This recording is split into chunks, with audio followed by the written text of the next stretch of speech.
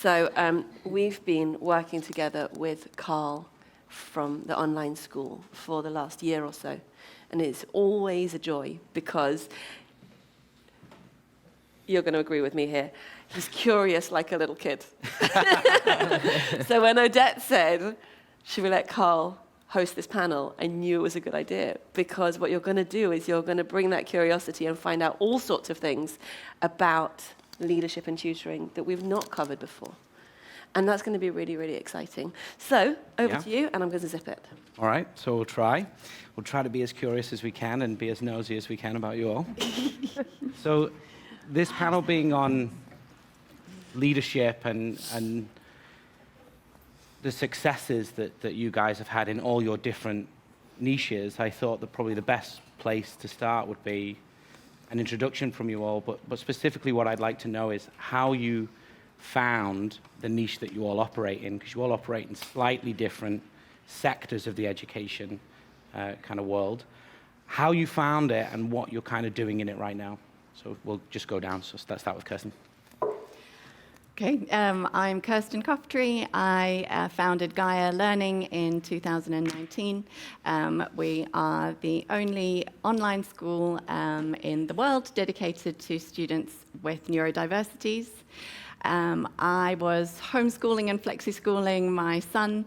I have 3 children. I'm a single parent. I am hugely passionate about education and love teaching, and was just so kind of brokenhearted that there wasn't a place where he could thrive without medication, and also where I could be a teacher and an educator and earn enough to provide for my family.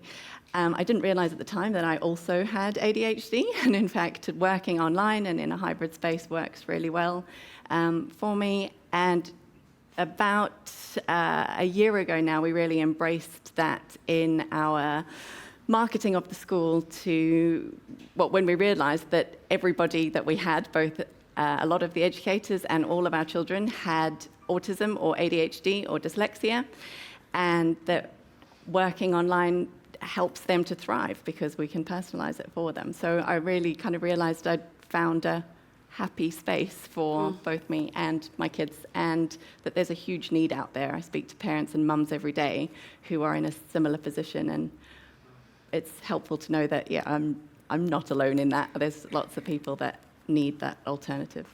Yeah, amazing. Julia? So we spoke yesterday in a session about finding the right shaped hole for ourselves. And I wanted to give and share and support and nurture, and I didn't want to deliver curriculum. I have a real struggle with the idea of teaching 4 times tables for the rest of my life. But what I do love is early years. I love coaching and I love leadership, because those are all the same skill sets. And what I've discovered since I left school and I've been building qualified tutor is that entrepreneurialism feels like play to me, because I'm always stepping out into the unknown and creating something fresh. And so what I found by stepping into tutoring, which is this really agile space where people are so more closely matched to their own best selves, and by incorporating the sort of the business building in that, well, the creative side of it, Odette does everything sensible. What it's allowed me to do is really find myself through this journey. And like Kirstin says, you build yourself up and then it flows outwards. And Ayush and I had a really interesting conversation once, and we spoke about how giving from a place of, I've already won. This already feels right. Everything else just flows out from there. That's my happy place. Yeah, that's great. John? My name is John Nichols. I do a few different things, but one of my jobs is I'm president of the Tutors Association. I'm also interim general manager until the middle of August. But in that role, I suppose I end up meeting and speaking to a lot of tutors and people that know something about tuition, which is a pleasure, including many of the people in this room as well.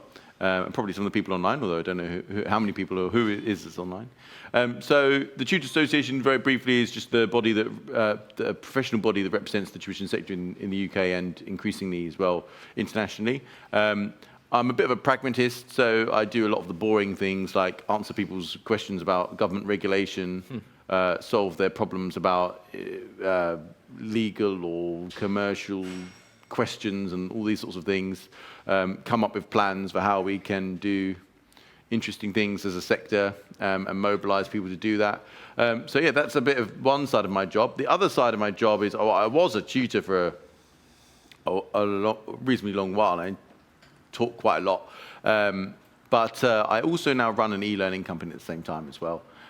So the e-learning company that I run, Get My Grades, doesn't do a lot of work under its name, Get My Grades. A lot of the work we do with different partners in different places around the world is actually under different names, different guises, but effectively trying to make sure that we can provide really solid, effective e-learning tools for people in different places around the world and making sure it does a good job.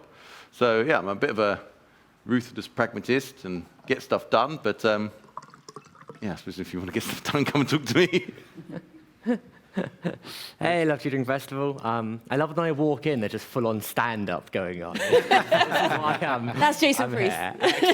You can book him later, yeah. So I'm Richard Evans. I know a few of you, probably a few of you online as well. That's where I tend to hang out. So this is a rare, getting offline appearance. So I apologize if I seem uncomfortable with, social interaction. I am a professional online tutor.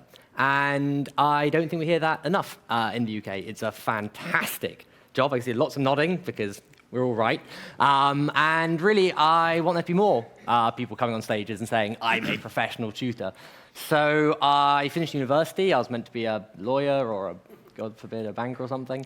And I didn't really kind of fancy that. So I said, well, what's a career that I like doing? Well, during university, I picked up some students, and this is great. I really enjoy it, and actually pays much better than student bar work. I seem to be half decent at it, and these kids seem to be achieving really good outcomes. So I just stuck doing that.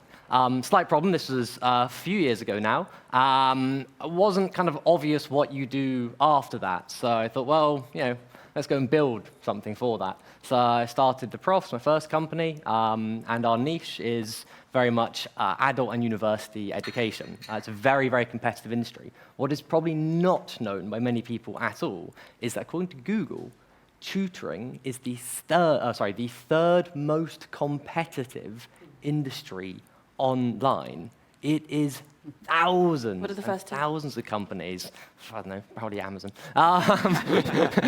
social media. But it's this absolutely crazy competitive field. There are hundreds of thousands of people all around the world, and with global online tutoring, we're competing against every single person who has access to Wi-Fi. So you said we need kind of niche, right? So we moved into university tutoring. No one seemed to be doing that, and I always say it was like we overturned a rock, and suddenly there was thousands of students really needing a bit of extra help because universities weren't always getting it right, or in some cases they were just really, really smart and needed one-to-one help. So focused on that. I brought in my brother, my business partner and partner in crime increasingly these days. Problem was he was in Brazil, so I said, well, that's going to be tough. Most of my clients are down the road. So he then created BitPaper. Yeah, thank you, love it. Which is a fantastic. Give the girl a subscription. She is the world's best ambassador. I'm pretty sure she's running it now. There you go. I should probably tell her. And then that started this whole online tutoring thing, which was very niche back then, and now it's the majority of tutoring, so 85% of tutoring is now online post-pandemic. We think it was about 8% before the pandemic. And yeah, I'll carry on hopefully through the panel, but I'll let some other fantastic panelists with better stories speak. But I think what I'm most interested in is just the evolution of the industry, right? When I started, there was none of this, right? You might get a couple of people meeting in the back of some shady bar somewhere, sort of talking about tutoring. We have production values now. This is great, right? We've got microphones and multi-cameras and amazing tech crews. So it's just really exciting to see how much the industry has progressed in 10 years, and certainly some of my panelists are the cause for that. I think this evolution's really interesting because it's something that I'm sure everyone here and everyone online has been to a number of education events before, and we all talk about this future of education. And I think for the most part, most educators have a fairly aligned view of where we should be heading towards. But in my experience in the last, well, the pandemic was the biggest thing to actually shock the system. Before that, and even pre that, the change has kind of slowed down again. So I think one of the things I want to talk about on this panel is how do we start making this change? Not what should the change be, but how do we start doing it?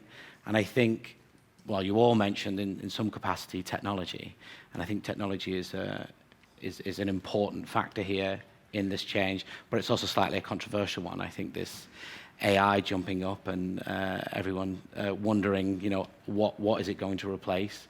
I think we're probably all agreed that it's not going to replace humans in the loop of teaching. But what are your thoughts on how you use technology in what you do? So I think we'll start with Kirstin, because I think what's really interesting is that I work with a lot of students with special educational needs and students on EHCPs, and pre-pandemic we found that parents were really adamantly against going online.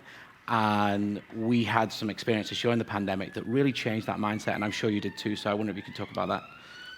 Yeah, no, definitely. I think that technology has the power, ironically, to make us more human, to enable us to have more time for our own well-being, for students, as you say, especially those on EHC plans or who have special needs, to access tutors, specialized tutors, from wherever they feel comfortable. So we work with a lot of kids who wouldn't ordinarily come out of their bedrooms to even access school. And now technology enables them to be in their trackies, have their hoodies up, put their cameras on when they feel ready to. And that, I think, has really challenged school leaders and parents' preconceived ideas that this isn't something that would allow access for their kids. But we've had so many just heart-bursting, wonderful case studies of lives changed through building up their beliefs again and personalizing and building their confidence. Because I think when kids have been outside or away from school for a long time, and everybody experienced that with COVID, I think we're seeing a whole generation of kids who are finding it really hard to reintegrate. But for kids where that is difficult anyway, then having to go back into social situations, even like this, like you're saying, as someone with ADHD and agoraphobia and all that, I find these things difficult. And so to have a space where you can build up your confidence, feel like you're not behind, then going into those situations, you're just dealing with the social. You're not dealing with, oh my gosh, I haven't learnt that topic or that. So I think that technology is hugely part of what is. This isn't the future of education. It's happening right now. We're a fully online school operating now. We have for 4 years. We're not talking about how we're going to do this in future or complaining about the situation now. It's happening. Can we arrange a Mexican wave? Yeah. That was beautiful. That was beautiful. I think, what's interesting, we found, and I was probably in the same camp with some of the parents wondering whether this would actually work. And we found that, and I think most educators talk about a level of personalization, and personalizing the delivery was actually something that hadn't yet crossed my mind, and thinking that for students with special educational needs and who need extra support and who have had poor attendance, actually just starting with a chat in a text-based chat can be the on-ramp to getting them back into school.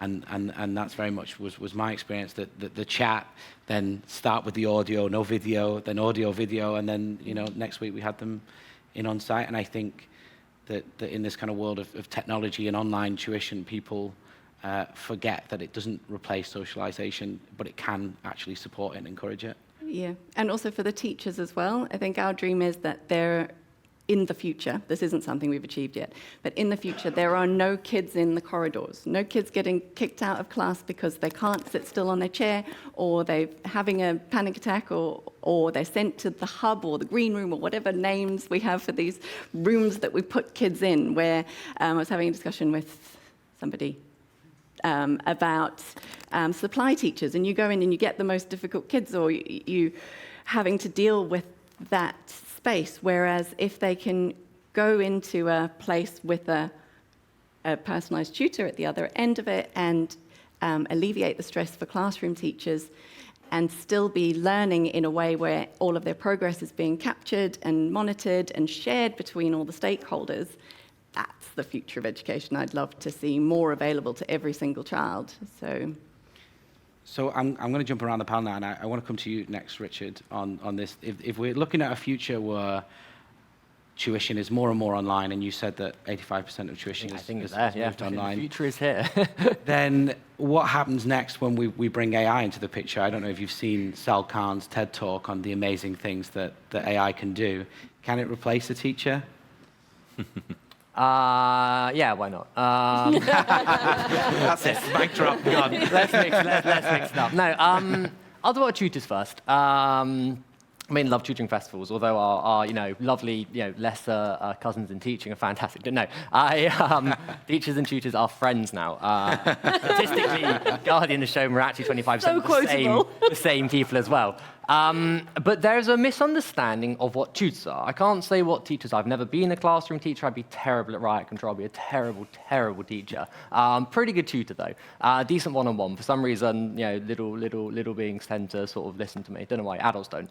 But we misunderstand what tutors are. And actually, I think a lot of tutors misunderstand what tutors are. As John said, I've been very lucky, right? I've interviewed personally probably over 1,000 tutors. I've met probably near 10,000 now over the 10 years I've been lucky enough to run various networks and webinars. And still, I think the majority of even tutors, and certainly students and parents and governments, when we met them to work the National Tutoring Programme, misunderstood what tutors are. We're certainly not babysitters, to speak to that last one.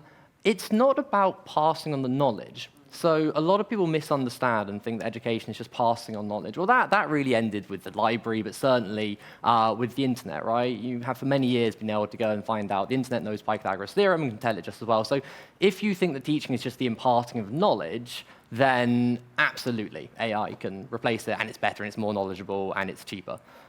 But that's not what tutoring is. Tutoring is many things, but it's actually coaching and mentoring. It's actually personal training and development. It's actually part counseling, big brother, big sister, putting your arm around the kid metaphorically online. I've done my safeguarding training. When they've had a really bad day, or even a good day, and no one else has just told them they've had a good day, right? So that's what it is, and people misunderstand it. So when people say to me, and I'm getting really, really, really enjoying the question from all the investors, is AI going to end your business? It's a really fun one I get asked now 10 times a day. I say, well, did the running machine end personal trainers? Because you can buy the gym equipment. I understand how to do a press-up. I'm not particularly good, despite my fantastic physique. But I don't use trainers for that. I use them to say, I need to get this objective. Help me to get from A to B. And that is what teachers and that's what tutors do.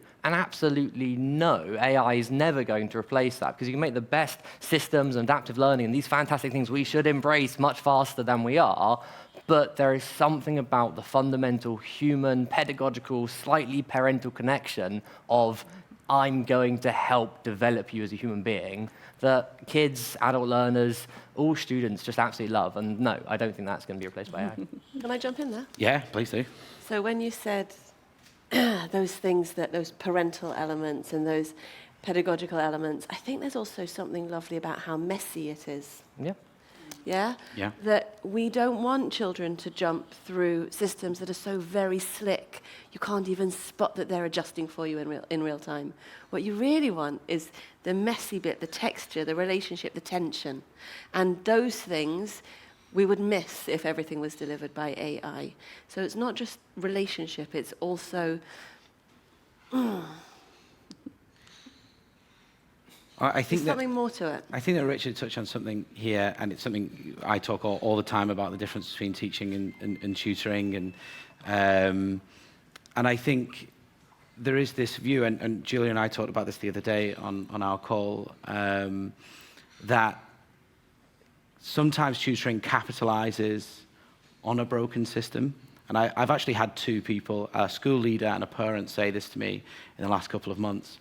And we talk about change because we're passionate about education, but there is, and I find this is very different wherever you go. The work that we do in Dubai, the schools there are very different towards tutoring as an option compared to what they are here. I mean, are they complementary, or does it require one of them to not be very good for the other one to be needed? I see Kirstin wants to jump in here. Go on. Well, no, I don't think there should be competition when it comes to education of our children. They should be at the centre of it, and all stakeholders around them should work together, and there should be just more possible connections, and this is where I think technology comes in, of communicating between and sharing the message, because it's their future that we're supporting. So it shouldn't be competitive, and it shouldn't be closed off. I think it's such a shame that schools do, hold on to their budgets and haven't used the national tutoring program as much as they could have. I think that there's still some I think there's stigma around it, and I think there is I think it's funding, to be honest, where, as you say, in the competition side of it. But we shouldn't limit it, and all stakeholders are important. I think the other element there in terms of technology and AI, and this is a spoiler for my talk later, I read recently in David Spink's work that community fills the gap that AI and Google can't touch. Yeah? And so collegiality, reaching each other, reaching all the stakeholders, and building community and using technology to leverage our connections is one of the most interesting things that I'm seeing happening in tech at the moment.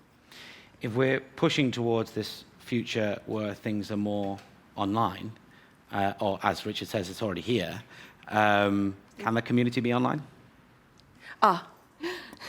I'd love to know what you guys think. Well, Helen, I hear from someone online. So let's test it. People online, are you enjoying being here? No pressure. I do think that there is a energy, there's a connectivity that we create when we get together and see that we all have feet, which is really exciting. And the Love Tutoring Festival, entirely online, was exhausting. It was exhausting because there's something about being in front of the screen the whole time that is, unless it's Netflix, completely exhausting. And this is rejuvenating somehow. So that's just about intentionality. It's about knowing when to be online and when to meet up in a coffee shop. And you don't have to have this level of production value, although it's completely awesome. It can be simple, but it has to be real. Either way, it has to be real. But that's not to say that what's online, what you create online, isn't real. I've come into this room and I know almost all of you. And everyone looks younger. Everyone looks younger in person.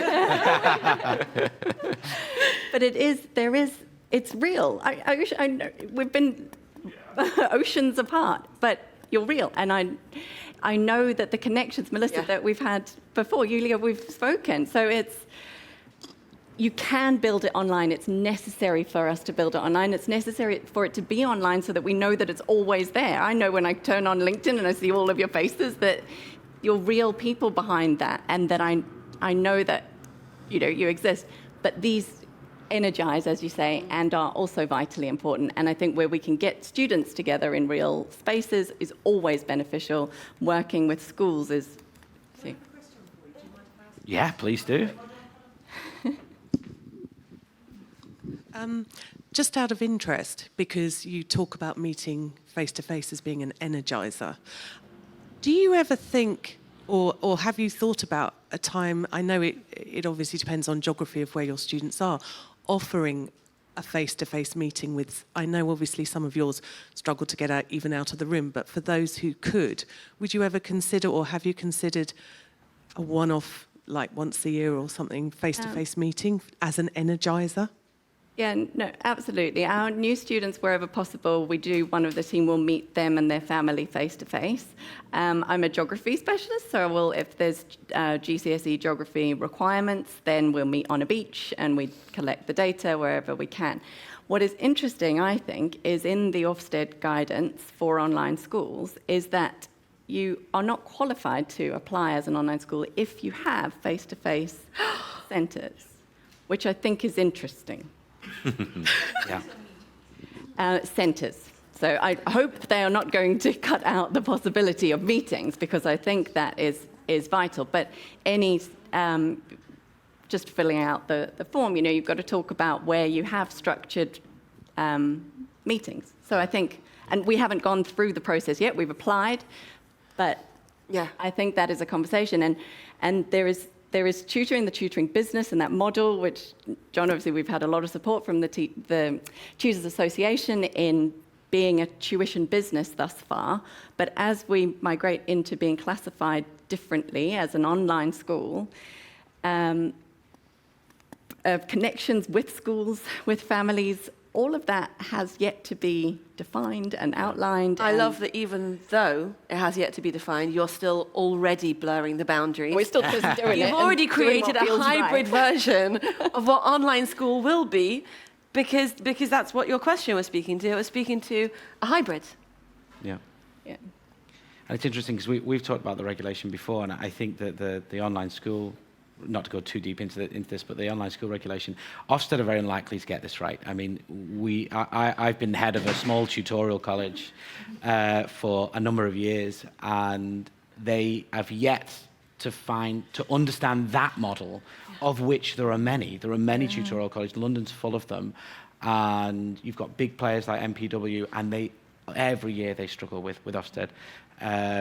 Or most of them have moved to ISI because of that. But I think it will take players in the industry like you to go in and actually help shape what Ofsted are going to do, because it's a huge problem that hybrid schools, which is actually probably likely to be the best model in my opinion, mostly online, but having these regenerative meetings, likely in a centre that's built for purpose, wouldn't be classified Or an as equivalent a of school a anymore. WeWork.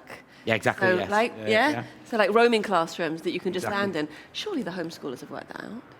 Well, but then as homeschoolers, you are not allowed to congregate in more than 5, or you are a school. So then that's illegal schools and things.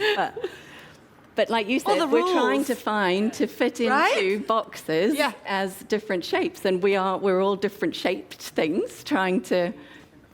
Just need to... So I'm gonna jump to John here and say, you've obviously worked with governments here in the UK and abroad, and how do we bridge this connection with something that feels quite new, this sort of online schooling, or something quite old like the tuition industry that still is yet to build bridges with traditional schooling completely?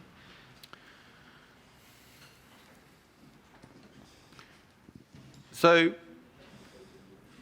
the Tutors Association represents quite a broad church, and that's deliberate because we recognise that tuition comes in a huge variety of different forms, in different contexts, from tutorial colleges, in-person tuition, online tuition, tuition in different subjects, tuition that's very hands-on, tuition that's very academic and paper-based, tuition that's done entirely or mostly mediated by online tools, etc., etc. The list goes on. Now, the Tutors Association has for quite a long time, part accidentally and part deliberately, chose to represent all of those categories, because otherwise any of those categories that are excluded are represented by nobody. And it is, this is the first time you've heard it, we are now looking into representing online schools specifically as the best placed people probably to be able to help to do that before such a stage where the online school sector on its own might at some stage in the future, I don't know if it will or won't, might at some stage in the future want to specialise its representation in itself. But at the moment, online schools are a fairly nascent component of the education sector. The education sector is huge. Schools make up a huge part of it. And pretty much everything else, the supplementary tuition angle, which is my catch-all term for pretty much everything that's not a traditional school, I think it's a sensible idea for the Tutors Association to support and represent all of those bodies to governments. Now, traditional schooling has one major advantage, which is that it's a well-understood model that is scalable at a large scale at a relatively low cost per learner, per student. Now, it falls through the gaps on loads and loads of other things. So I'm not trying to say it's perfect or it doesn't make mistakes or anything like that. Not at all. But there is a reason why traditional schools are still going to exist for a very, very, very long time. Because if you want to teach everyone in a country how to read, and you don't have any traditional schools, good luck to you. You're probably in a lot of trouble. And I've been to countries where schools will happily have 80, 90 or 100 students in a class. And they don't all get the same experience you get in a tuition setting. There are going to be a lot of cases where some of them have unmet needs or the needs that could be met better in some other way. But they get an education, it's scalably delivered at that level. Now, traditional schools for a long time have had a bit of a monopoly on mainstream education. And that's not necessarily an entirely good thing, because they do have these failings which are intrinsic to their design. It's very, very difficult for a traditional school, and by traditional I just mean like they have classes with a number of kids, there's one teacher probably per class, that kind of thing. And it's quite difficult for them to personalize learning. Now, online education tools will enable them to do some of that, but it will never be at the same level that online schools and tuition providers and tutorial colleges can offer. And it links into one of the other things you said earlier about does a school have to fail for a tuition to be necessary or to have a market? And the answer is obviously no. Schools aren't failing if they don't personalize things to the level that one-to-one tuition can offer, because that's never their design in the first place. Yeah? My car doesn't fail if it can't drive across the English Channel, because it was never designed to be able to drive across the English Channel. If I want to get a ferry, I get a ferry, right? So schools have limitations in what they're actually supposed to be able to do. Now, the supplementary tuition sector and all of the technology that can be channeled and used for various different purposes, including AI, which we can talk about in more detail later if you want, all of this stuff has the capacity to link into the education sector and support and provide a huge driver for innovation that traditional schools aren't necessarily very good at doing themselves. They tend to be quite large institutions. They tend to move fairly slowly. They are almost always regulated by government bodies. And if government bodies, they are the slowest moving bodies for change, generally speaking, on the planet. So the supplementary tuition sector, by which I encapsulate, I'm sure, probably everybody in this room and online, has a huge role to play in leading the way on innovation, which I think is its firmly best place to do, and already is doing, has been doing for a while, leading the way on innovation and providing the services and the support that traditional schooling struggles to provide. Not by failing, necessarily, but just not designed to be able to do that. And if we want that to exist, if we raise the standard and say we want people to have this kind of level of educational support, we want students to be able to have tuition if they need it, we want students to be able to have access to online schooling if they need it and it's a better choice for them, then traditional schools need to accept and understand that there's a place for that and that sometimes is a better choice. We need to be able to fit into and around the traditional schooling model and work well with traditional schools to make that possible. And finally, coming back full circle to the original point of the question, governments need to accept where they're not very good at things and leave other people to do them well. And my job is to help ensure that they do that as much as possible. I'm staying quiet. And bring the dogs to chase after. No, I'm kidding. And to help governments do that as best as possible, and to help them create frameworks. The governments have to exist, and they have to operate, and they have to do the regulatory side of things, but it needs to be done in a sensible way. Kirstin, you want to say something? Well, I just want to jump in there. I think that it's urgent for the government to do this. This isn't a choice. The way that schools are failing students' well-being is, I think, from what the conversations I have daily with parents, is at unacceptable levels. There's nearly 2 million, at least 1.5 million, possibly 2 million kids missing from education or being home educated. We don't know where they are or what standards of care and support that they're getting. Parents are feeling unheard, unable to support them, and so, yeah, their needs aren't being met. So I think it's not about we can't go at the slow pace that government are going with this. And it feels scary to be a business that is pushing outside of, there's no regulation for this, because as you say, I've got Tutors Association have taken me so far, but now there isn't anybody else. I'm writing the policies. I'm looking at the things going, well, will that, and writing in things of how we're doing it. But I don't want to get it wrong. I want to get it right because I want to solve a problem that I've had personally and that I know actually exists. So I think that's some of the work that we've been doing together Yeah. on the International Tutoring Framework. Yes. Yes, because what we did was we brought together what we know about what works in tutoring, safe, skilled, supported, relationship reflectiveness, responsiveness, pulled them together into behaviors that are conducive to the best, most precise, most responsive, personalized learning. And simply by creating a framework like that, I've shown it to some really awesome educators this week. And everyone's like, yeah, that's what that should look like. And it's not complex and it's not confusing. And many of us worked on it together yesterday. And what we found with this framework is that from doing the framework in March to doing it now, we've already seen progress. So there are people who the minute that and tutors aren't used to measuring progress beyond how busy am I. Yeah, and so giving ourselves a structure that is far more neutral and far more professional rather than focused on the economic drivers will enable us to have this shared collegial approach to frameworks and raising standards in tutoring that doesn't wait for accountability agendas. So some of us know here that one of my kids has been at home since January, not attending school, and Kirstin's helped me, and the MASH team have helped me, and the school have been approaching it as a safeguarding issue, and it's not a safeguarding issue. And I had a social worker, this is as personal as it gets, as a social worker sitting with me in our garden this week, and at the end of this very long meeting, she said, I can see that Mum's got her child's best interests at heart, and I can see that Mum knows how to communicate with her child. And I thought, why did I need a stranger to come into my home to evaluate my parenting? How top down? And why is it that we, who were raised in these school systems, are waiting for somebody to jolly well give us instructions? Enough. Stop waiting for the bell to ring. Be proactive. Have a growth mindset. And work together in environments like this.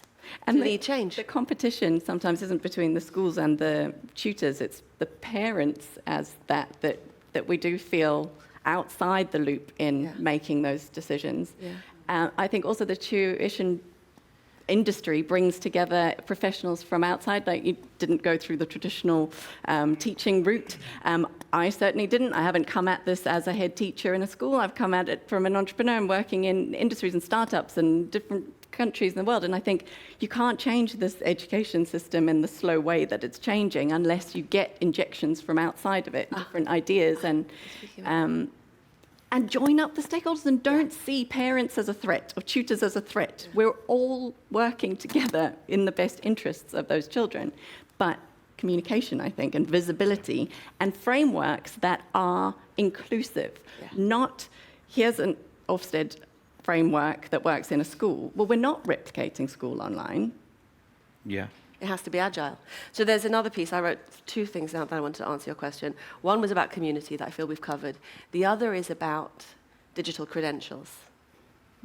Why? Because Kirstin's saying it's not only that we don't have a relationship with colleagues, also there's a tension between the tutors and the parents. And being able to use digital assets to close the knowledge gap between parents and tutors will give us a real sense of trust and agility that will allow us to continue to grow without leaving our security blankets too far behind. Yeah? So the more that we can close the relationships through community, through credentials, through the different resources, the stronger we are when we speak to the slow-moving elements of it and say, we're okay, we're here, we're solid, let's be recognized together. I 100% agree. Because one of the important things, people complain often to me, they complain about government regulation or whatever governments do, or legislation, often legislation that's decades and decades old, and in some cases older. But the thing is, the Tutors Association existed from the beginning, and I know Qualified Tutors done a lot of the similar kind of thing, but to set standards for ourselves first, so that we say, well, look, we can design professional standards, especially minimum standards, and sort of what we would recommend and what we would like to see as best practice. And we can decide that as a sector much more effectively, and the government can't. Effectively, they can't. And they still have never, I mean, there's still the case in the UK and in many countries where there is no legal prescription on going out and calling yourself a tutor, no matter what your background. So if I turned around on the street and said I'm a tutor and I've just walked out of prison for committing some horrendous offence, and I was manifestly unsuitable, there's nothing to stop me. It's not illegal. Now, what's illegal and what shouldn't happen is not necessarily the same thing. Now, when it comes to the other end of the spectrum, in terms of like what do we want the tuition sector to look like and be like, and the additional online schools, everything else, we are innovative. We can be innovative. We can design structures and standards and frameworks that are effective. We can adjust them much quicker than a government could ever adjust a framework. We can design those things, put them out there, and then say, okay, this already exists. Now we've created it. Now we've gone off and created this. Why don't we start recognizing this rather than trying to impose some sort of alternative, unsuitable regulatory framework on top of it? And then that's when you need to have delicate discussions with the right stakeholders, and you need to understand political cycles, you need to understand legislative cycles, you need to make sure that you understand that whatever you put in law doesn't come out. So be very, very careful as to what you do. But if you have a coherent plan, I like to think I have a coherent plan some of the time at least, then you can eventually lead the sector towards effective change that allows for innovation, continuous change, but has some level of minimum standard that's held across the board, which is obviously what we all want. And then parents and schools and the traditional schooling, they can look for markers that are trusted in supplementary tuition providers. They will know, oh, they've got this credential, they're member of this organisation, they follow these standards, they follow this, therefore I trust them, and I understand that they meet these standards. This is not just some random stranger turning up who might be a problem. And I think the other element that's really interesting there is the peer endorsement. So the idea that it's not that somebody is coming in top down and inspecting. It's that we as a collective of tutors are saying this is what makes good. And so the TTA and Qualified Tutor, and I know that Richard's always been a real proponent of safeguarding and DBS as an entry point requirement for tutoring. And that far precedes the future of education. And really it should be an established expectation by now. Should have been there already. But what's also interesting is that parents don't know what to look for. Yeah, parents who don't know what questions to ask, or they're shy to ask them, or they don't have systems in place, they're not educated to ask those questions, and they don't have to be. They're experts on their children. They don't have to be experts in education. What we need to do is create simple systems where we understand this is what the tutoring professionals endorse, and this is what good looks like to our profession. I wouldn't go in and evaluate a consultant in medicine. I wouldn't go in and interrogate a lawyer's, well, I'd hope they're going to do a good job for me, but I can't analyze that work, and I don't need to. I just need to understand that they are peer endorsed so that as a community we're moving in the right direction together. So I think you can see that everyone is quite passionate on this panel about what they do, and but we're all I think there's some really practical steps there in how to do it. I think what's interesting is that you all have slightly different stakeholders, and that you're kind of thinking at this from a different angle, and I think that's really important in this collaborative aspect. I think I was actually rewatching the panel we were on last time, and one of the things you said, Julia, was that not one of us has the answer. Not one of us is going to be able to pull this entire change in education off by ourselves. It's the collaboration between us, and it's because we're all thinking about the problem slightly differently towards a common goal. I think what would be really interesting for people to hear, because you're all quite accomplished in what you're doing, is for just to share a success, no matter about how big or small, and what kind of steps led you to that success. So if we work back down the panel, start with you, Richard. Cool. If anyone's wondering I'm quiet, I've sunk many a Love Tutoring another panel with regulations, so I'm just saying I agree.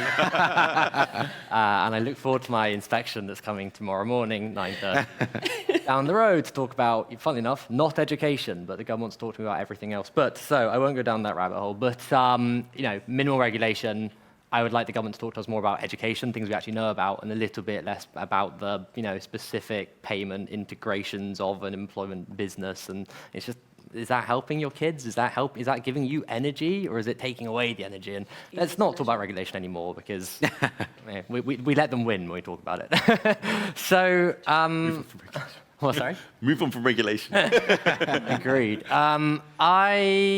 I've seen so many success. I'm very lucky. I think that the personal ones are probably the best. And you said, does the schooling system have to fail for tutor to pick up? Absolutely not. And a few of you might have heard this one before, but that really taps into an old kind of stigma and an outdated view, and really what we're doing as a tutoring industry very, very effectively in the last few years, again, lots of good organizations doing it, is we're actually rebranding. So I say, if when I grew up, gyms weren't a cool place. If you said to someone, who goes to a gym when I was very young, you could close your eyes and imagine a gym goer, you'd pretty much get an overweight, white, sort of mid-50s guy, possibly with diabetes, who needs to lose weight so he doesn't have another heart attack, right? That was what the gym was.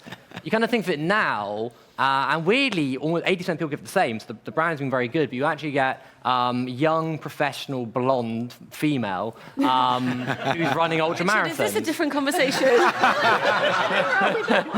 I'm not sure where I should step in. We look at what tutoring is, and it's changing, right? So gyms were about being overweight and being a failure. And now, no, being a gym is a good thing. If anyone's ever tried to go on a dating app in the last few years, you don't write to the gym, you're a problem. Why I don't go to the gym anymore. So, it's aspirational.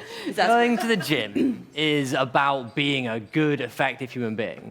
And so tutoring used to be about this shame product. You're failing at school, you're dumb, you're stupid, you're a rich, stupid kid, right? That's the old fat bloke.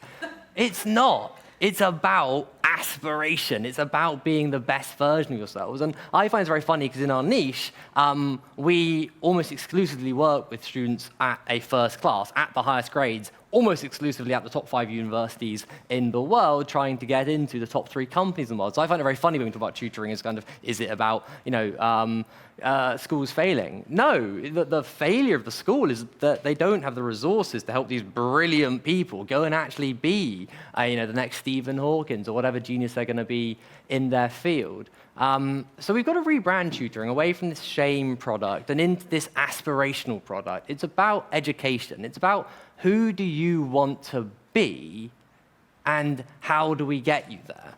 And so, to answer the question directly, a success, the student. She was from Nigeria, lovely, a competent student, had graduated very, very well in university. But she wanted to apply to London School of Economics. That was her dream, and her family, supportive, said, that it's not for you for many different reasons. And I think there was things more than just education going on in that. But there was this kind of stigma. And she said, well, I'm going to get a tutor. And again, the family said, lovely, but tutoring's not really for getting into good universities, right? Tutoring's for if you're falling behind and you're going to get kicked out of your school. Fast forwards, she applied before I met her, and she got rejected. And what I love about this student was she didn't use it to bring in this thing, I'm stupid, I'm a failure, I can't do it. She said, well, who's the best? And so, hey, luckily, ended up working with my lovely company. She not only got in, she got in with a full scholarship, and is the first student in her extended family, and she said her extended community, to ever go to university. And what a high bar she set getting into LSE for management. So tutoring is about aspiration, and I'm so keen for us to move the conversation away from the failing schools and against teachers and all this. It's education, and something you said that was, to me, very, very powerful. It's only ever good. Education, is proper education, in my definition of education, where we're not including miseducation, is only ever a good thing. We need more of it. And this kind of taps into, is private tutoring bad? And we need to be open about this. Is it helping? Is it worsening social equality? We shouldn't shy away from that conversation, because that's how we get the regulators in. We should say, that's a complex question, and there's a lot of private schooling and a lot of private tutoring that is certainly harming the distribution of education. But does that make private tutoring bad? No. It's not about private tutoring, it's about the funding models and how we get access to it. So the question isn't, should there be less private tutoring, should we fund down, should we embrace the stigma? It's how do we get institutions, bodies, governments, charities, and people funding more education? Because one-to-one education has, of course, been proven to be the most effective way of achieving life outcomes. So really what we should be doing is sitting around and saying, how do we get more of it, and how do we get funding to unlock these abilities to supercharge these kids?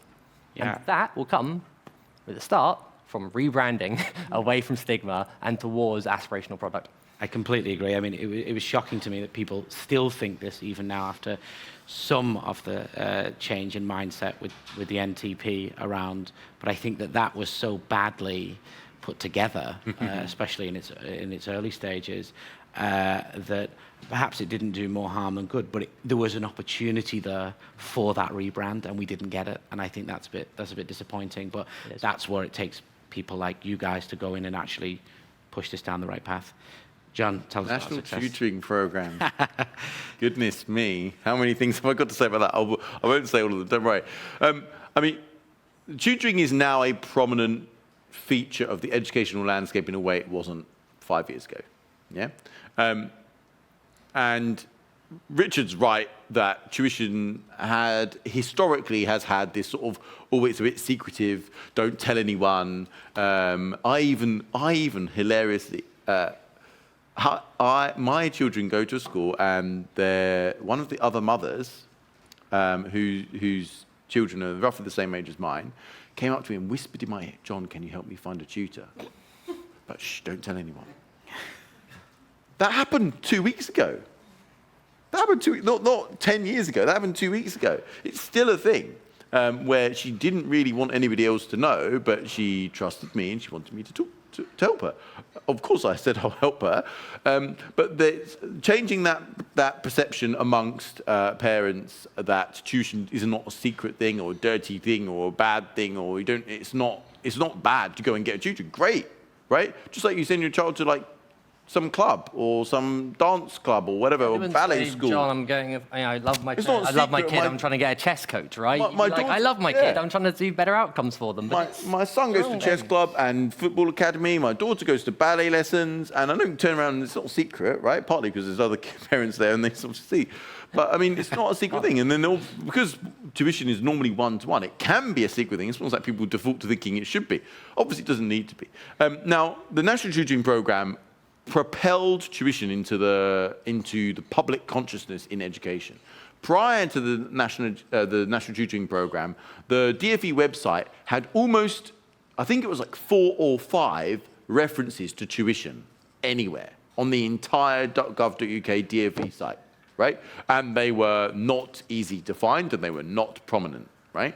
Obviously, it's a welcome thing that that's now changed, and that there is a discussion around how should tuition fit into the national education picture. What should the education sector look like? Where should tuition be, and how should it work with the other components?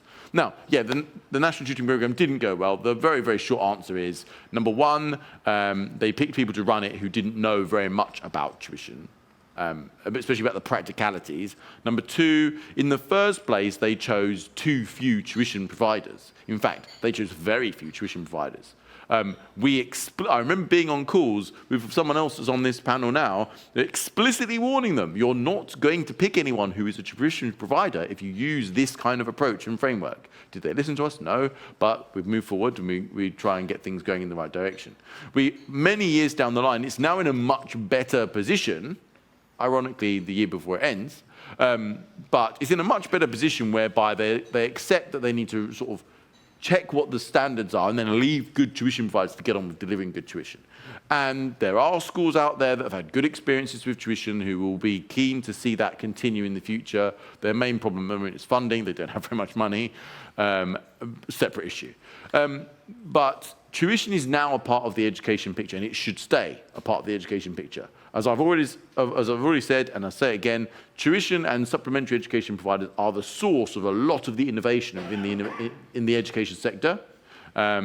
We should insist on core minimum standards that are absolutely should be mandatory, and then aspire to that top level of excellence, which most people are really keen to try and push for. Yeah. And provide an amazing service in conjunction with governments and the mainstream schooling sector. Yeah, I guess there's a bit of momentum now, and we can kind of use that to start the rebrand. Julia, tell us about I think my answer is the same. I tell you why. My mum finally knows what I do. And that's branding. Yeah? That's Lululemon. All of a sudden, tutoring has some X factor. Oh, tutoring's in vogue. The first European edtech unicorn, and this is a big thing in the finance world, is a private tutoring company called Go Student. I won't comment on beyond that. But it is important, and we're at government representation. We are now one of the most investment-heavy, I think, after fitness tech, and health tech, and edtech are the two most investable sectors. This is huge. So this is still our moment. And whilst the National Tutoring Programme certainly had its failings, we are part of all these conversations. And it used to be, should tutoring even be in the conversation? Now it's like, right, how do we get them into the education system? So to pull back, and in addition to my mum, who was my greatest win, I had a message this morning from somebody on the other side of the world who said she's been following Qualified Tutor and the Love Tutoring Festivals since COVID, and she's finally ready to not be alone. Yeah. Amazing. And she said it beautifully. She said, I will always back myself, but I know that I don't have all the answers.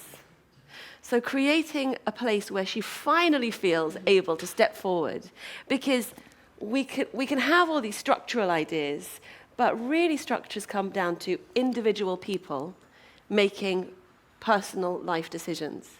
And if you don't create systems where those people can step forward, then you haven't really made the change that the people need. Yeah. So that person, who I won't name, has a lot of love from me this morning, because that was a joy to receive. That's amazing to Yeah. receive something like that. Yeah. Yeah. Congratulations. Yeah. Shows the good work that you're And my doing. mum. Yeah, and yeah. Kirstin. I've been wondering how personal and quick to make this, because final thing, but it was Gaia Learning's 4th birthday at the weekend. So I feel like this is happy birthday! And 4 years ago, when I set it up, controversial, I'm going to take this away from tutoring to personalised education, I left a marriage. It was a domestic abuse situation. The police and social services helped me to leave. But as part of that leaving, I lost the personalised education that my son had, that he needed. And because, again, stigma-wise, you don't think those sorts of things happen in middle-class sort of things, but he came out of his private school. And I was devastated, because I knew that's where he thrived and what he needed. And I thought, well, do you know what? If I'm going to end up in a refuge and all these things, I'm going to create a school for my son that is personalised. And I don't have the money to pay private school fees, but that's what I want for him. I want him to have all of that. And my success is that this week or this term, we have been trialling our full timetable, full school for years 5 all the way up to GCSEs. And I'll tell you about one family who, she won't mind me sharing this, because she's been talking about us on Capital Radio and all sorts. Her name is Jodie. One of her children, Coughtrie, came to us through funding from a partner school that we work in. And Coughtrie had been written off by everybody, wasn't accessing anything at all. She's now been coming to all of her classes with us. She's brave enough to talk to adults now. She puts on her camera. She speaks to not only the tutors, but the other kids in the class. And Jodie now has been able to access our services by getting EHCP funding for her younger son, Carter, And in fact, she's the second parent who has been able to get funding, because now parents are in charge of their personal budgets for EOTAS, and they are effectively paying private school fees, which is what it costs to come to us full-time, but it is personalised. The classes are of 12, which is what I aspired to for my son, and everyday women who are also in difficult situations and have left bad relationships and are single parenting and are trying to make money themselves, I've got it. So I feel like our numbers are still small, but it's real and it's happening, and I'm proud of that. As you should be, yeah, well done. How long? The discussion's been very interesting. Have we Just say got that thing one last comment? about EOTAS. Just say that thing about parents being able to access. So this is just a fun change Important. there was a landmark case earlier this year, which means that parents now can have ownership over over a personal budget to get access to what their children need if their needs are not being met in a school. So you do need to get evidence from professionals around the child. It is still preferable that you keep the child in for as long as possible on roll, so that you can prove that the school can't meet their needs. But then we've had several parents successfully getting that funding, and then they can choose us as part of a portfolio of other things that their children need, which is actually groundbreaking. So, yeah. Getting the funding for right places. This is good. This is very, very good. Yeah, because that Funding is... for good things is always a good thing. We need As you more said, funding what- for people creating good solutions. This is how we win the war. Carl, can you tell us a win? Come on. I know win. you're hosting, but tell us. Well, mine would be very much in a similar vein to Kirstin's, that we work with students in the college that this is my last week, but in Carfax College, we work with students who have struggled to get their attendance up to attend a traditional school. And we have a number of students this year that we're actually getting back into a traditional school after a few years of working with us. And a lot of it was high levels of anxiety from the pandemic the first year, really destroyed their confidence being into schools. We then, in the second year, started working with them and started getting them back in through that text-based, audio-based, then video-based, and then, coming on site for a day of the week. And I think the flexibility that we have in a tutorial college, and it's exactly what John was saying earlier, that we shouldn't, there's no blame to be pushed around here, and there's no failing. Schools are just not set up to have a one-to-one setting. The students who would be better served starting at 11 and not 9 can't make that work in a school. And I think honing that flexibility that Carfax College has had, seeing the success of our students and kind of leaving on a high there is my success. And that it is flexible, and that there isn't a this forever or that's the solution. It's a blend, and it's a non-competitive. Yeah, exactly. That getting them back into a traditional school was the maybe goal getting for some them- of the students, but not for all. But getting them back into a community, I think that is what Yeah, the thing is. To get back into something is what we all were thriving from being part of today. Yeah. Yeah. And that it doesn't have to look like it used to look. Yeah. It can look different. We were having a really interesting conversation about how leadership means holding space and not finding all the answers. Yeah? Yeah. And I think that's what's been really interesting about this discussion, and hopefully people have found it useful, is that we don't have all the answers, and but the way that you answered the questions, I think, was quite exploratory, and I hope it's given a few people ideas in niches that they will soon operate in, and bring some leaders up that will help with the change. Awesome. Thank you, Carl. Thank you. So Odette says we've got 10 minutes, so we can. I think should we ask some questions, please, Charlotte? Is there anyone else who wants to go first? I'm aware on. It is specifically for John and Richard, but obviously it's open to you all. You both talked about schools. Many years ago, the Labour government were bringing in new initiatives. One was personalised learning. I did some consultancy work on personalised learning at that time, and they were going to bring in the creative curriculum, which obviously never happened because they got kicked out. The point I'm making is those are things that we talk about as tutors. We talk about personalised learning all the time, and it was something I worked on a lot within schools at the time, and really working on bringing personalisation into schools, and it's kind of drifted off. Obviously, the creative side of things never came in. But what I'm trying to say is those were things that would have been really good if they'd had enough funding and worked properly and were going into schools. You've got schools in places like Holland who are really working on the flipped classroom, things like that. And what I'm trying to ask is, if those things really took off in schools and there was the funding for it, they would make a school much more like we as tutors are trying to bring into the tuition system. So the question I'm asking is, you said schools can't do this because they're not meant to do that, and that's where tutors come in, and, you know, the car ferry analogy. But what is your kind of ideal school? What would it look like? And what do you think schools are there for then? Yeah. And if they were our perfect ideal of a school, would it impact on what our use was, or would it still be the same in terms of our complementary provision? Lots to ask. It is an interesting question. It's a very interesting question. What do we want perfect schools to look like? And then you've got the other question, which is, what do perfect schools cost to build and run, and are we prepared to pay that cost as a society? And that's a difficult question to try and answer. I mean, there are a number of things I would do to change schools, but it would need to be a phased approach over a long period of time. So if you're asking for my sort of like wish list, I would move schools towards cumulative assessment.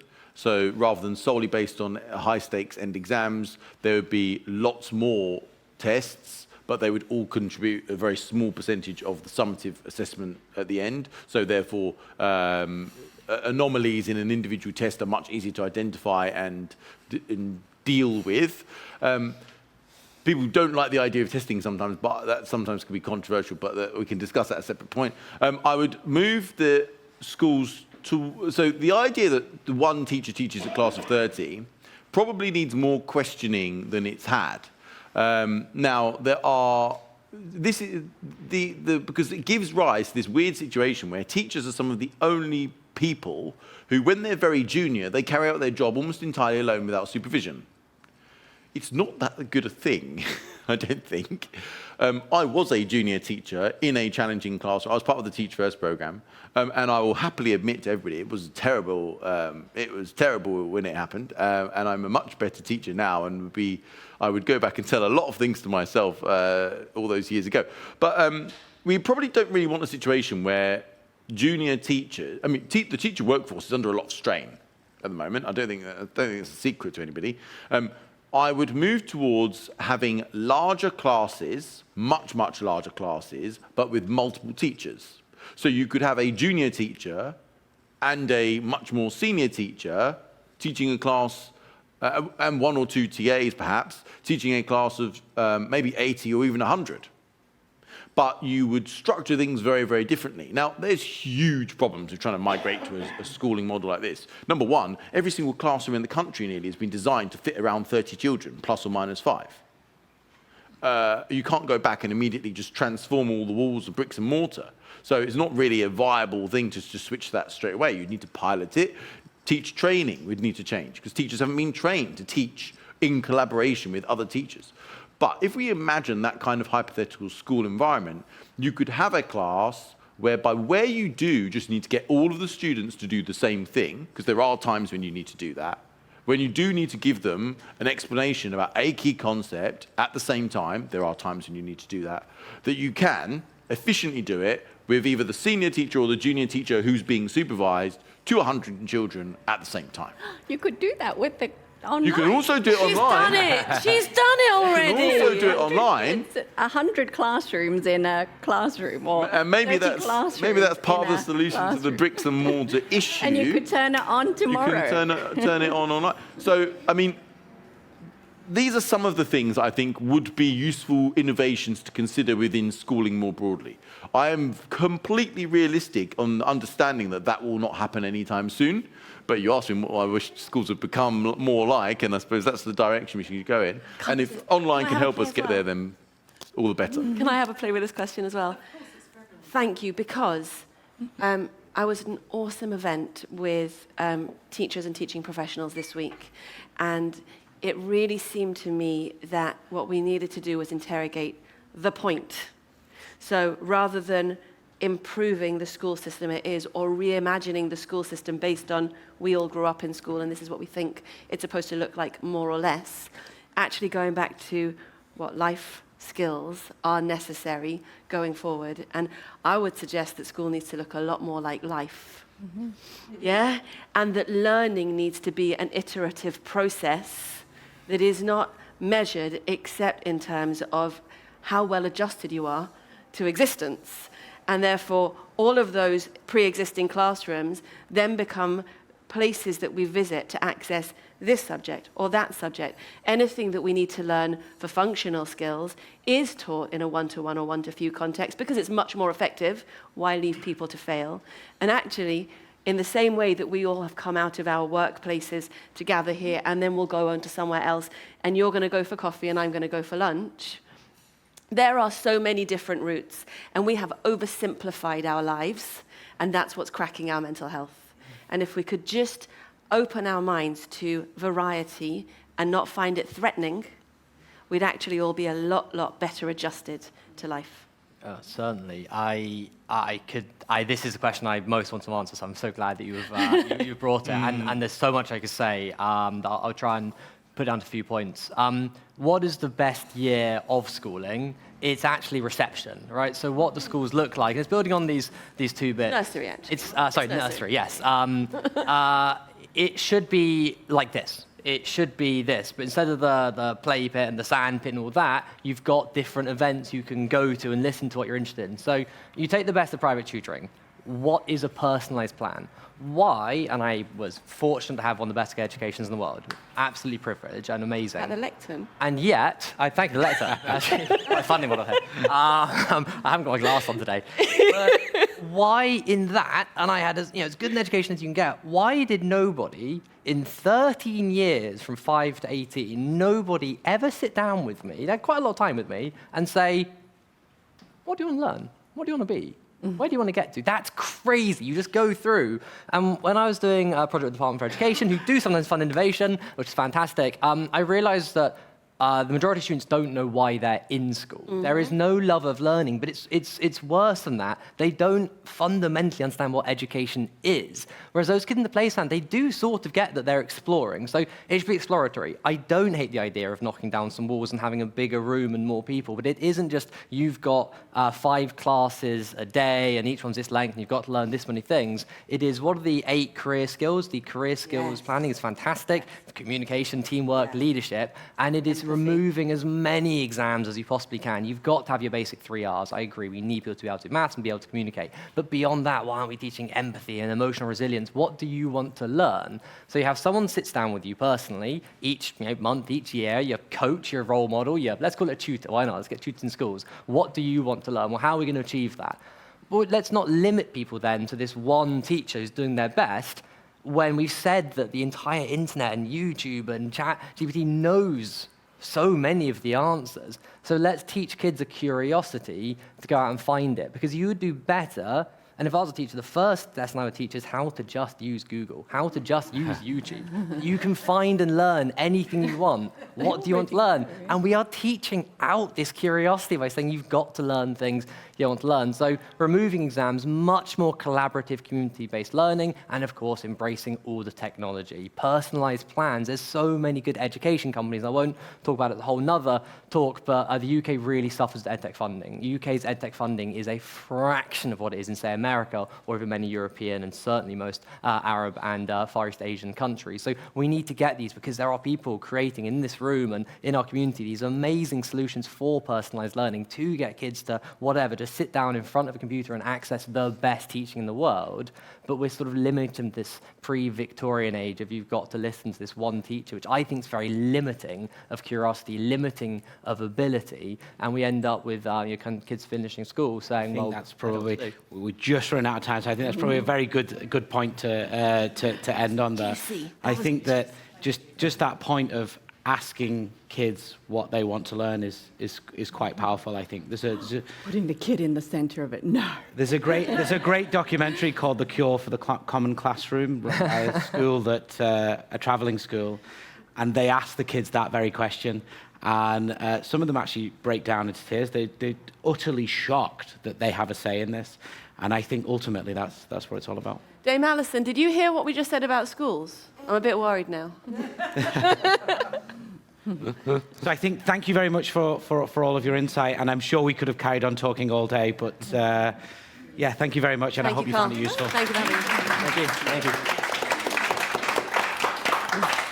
Excellent. I think she's saying that we have a 15-minute break. Yes? And Dame Alison will be speaking with us at 10 to 12. Lovely friends online, go and take a rest break. Leave the Zoom room, go to the kettle. We'll see you in 15.